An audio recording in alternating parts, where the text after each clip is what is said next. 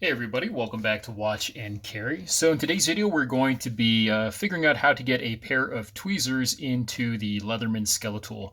So I just showed you a couple of ways that I figured out how to do it. Thought I'd go over some of the advantages and disadvantages of both and let you guys judge if this is something you want to do. So we've got the Skeletool here in the Coyote tan version or brown version, and these are a pair of Gerber Dime tweezers. This one I bought along with four other tweezers separately off of eBay. So I got about 5 tweezers for $5 with free shipping. So I'd recommend checking it out there, or you can just go ahead and buy the full Gerber Dime version in black to get this type of tweezer. So the first way that you can do this is you take the Skeletool, go ahead and hold it with the logo facing towards you and the bottle cap pointing up. You're going to lift up on this handle, go to the back over here of this scale, and you'll take the tweezer, put the thumb nick facing upward, and then you'll just slide that in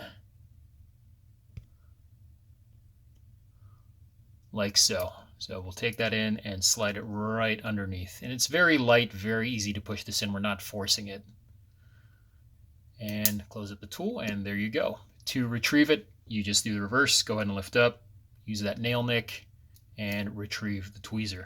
So the advantages of this is it's very secure and discreet to put the tweezer in this way. So once we close this handle, the top of the handle as well as the back of that scale prevents the tweezer from falling this way or backward. So I could shake this all I want and the tweezer really isn't going anywhere.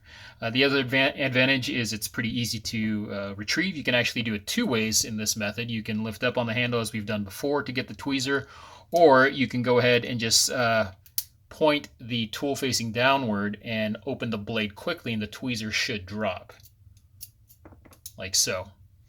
So there you go. Disadvantages of this are the metal against metal contact. So the tweezer from Gerber Dime is made out of metal.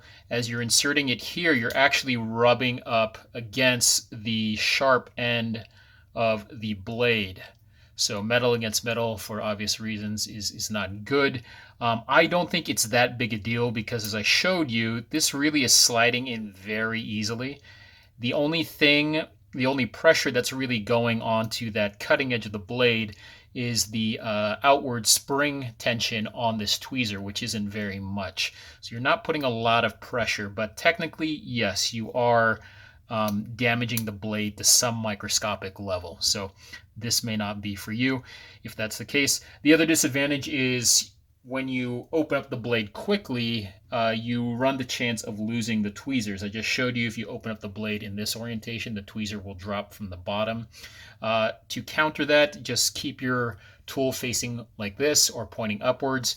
And as soon as you open it, go ahead and wrap your fingers around the bottom to prevent that tweezer from falling out. You can still hear the tweezer shaking in there, but if your fingers are there, it will prevent it from falling out. So a couple disadvantages and a couple of ways to get around it. The second way, get this tweezer out, of storing the tweezer is right here on the blade. So what you'll do is you'll take your tweezer. This time we'll point the nail nick facing downward. We'll open up the blade just a little bit.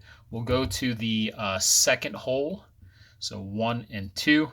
We'll put that nail nick side of the tweezer down into that hole, and then we'll go ahead and squeeze that tweezer and close it into the handle. So you can see here, sits nice and flush.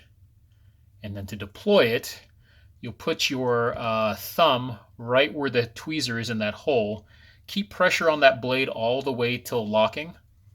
So like this, and then what will happen is you'll actually have that tweezer pivot outward and you can easily grab on that. So a couple advantages for this are, again, it stores nicely and secure. So there is already a thin gap between the blade and the scale here of the Leatherman. Coupling that with the outward spring tension of the tweezer makes it very secure. I can shake this all I want and this isn't going anywhere. Okay. Lastly, you do get some pretty nice access to the tweezer, so very easy to flick the blade open and grab this safely. Okay. Disadvantages, again, you have metal against metal, so we're not going against the cutting edge this time, but we are still rubbing metal tweezers against the black oxide finish of the blade. So over time, you will get more scratches in here. If you have the silver version of this knife, where the blade is silver, not so much of an issue, but again, either way, you're rubbing metal against metal.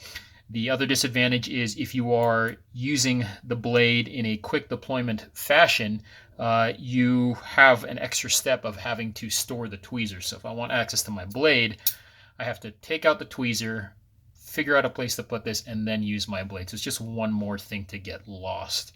So again, not a perfect solution here for getting tweezers inside of the Leatherman Skeletool.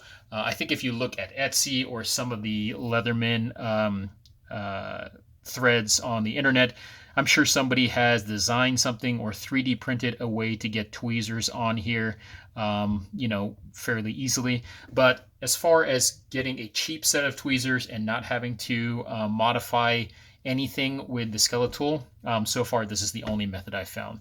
If you guys have any other tips or tricks, I would love to see them. Please put them down in the comments below. As always, if you could subscribe to my Instagram in the description, as well as this channel, that would be greatly appreciated. And as always, have fun, and I'll see you guys on the next one.